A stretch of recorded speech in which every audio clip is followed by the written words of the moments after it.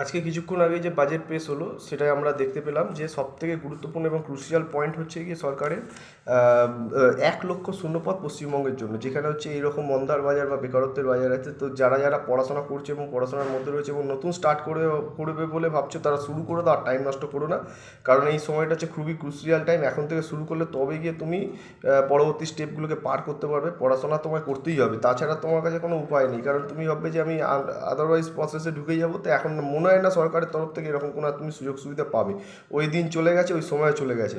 এখনকার তোমাকে যে যোগ্য হবে সেই চাকরি পাবে, তাই নিজের যোগ্যতা প্রমাণ করার সময় এসে গেছে, সুযোগ এসে গেছে। এখন থেকে পড়াশোনা স্টার্ট করে দাও। মোটামুটি পুলিশের 20,000 ভ্যাকেন্সি বেরোচ্ছে, আর এদিকে তোমার তো 50,000 শিক্ষকের আছে। তার মধ্যে যেগুলো গ্রুপ সিটি যারা দিতে পারবে তাদের জন্য রয়েছে, এগুলো 9, 10, 11, 12 পাসের জন্য রয়েছে।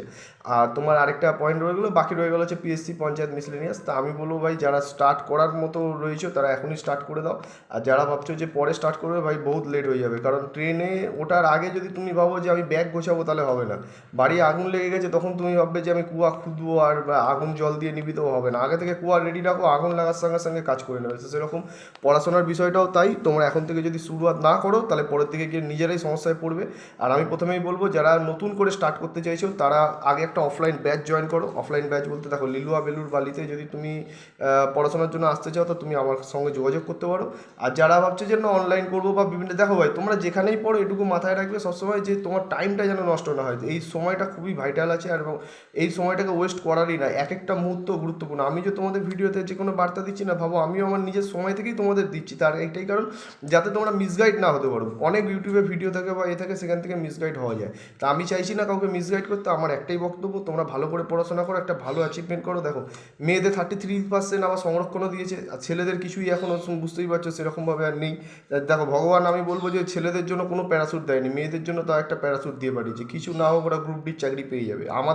আমাদের ওই সমস্ত গ্রুপ ডিরও চাকরি আমাদের বিনা প্যারাশুটে নামতে হবে। তাই ছেলেদের জন্য বলছি, বিশেষ করে ভাই বহুত কষ্ট আছে। যদি ঠিকঠাক করে যদি একটা জব না নিতে পারো, এই সুযোগটাই আছে 2026-এর মধ্যে একটা জব নিয়ে নাও, স্টার্ট করে দাও।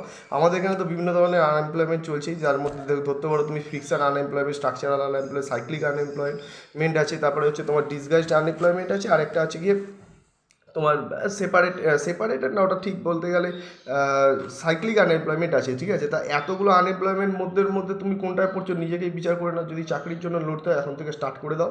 এটাই খুব ক্রুশিয়াল টাইম আছে। আর মনে রাখবে, দেখবে অনেকে সমাজে বলবে তোমার দ্বারা হবে না, বা তোর দ্বারা হচ্ছে না, বা তুই পারবি না।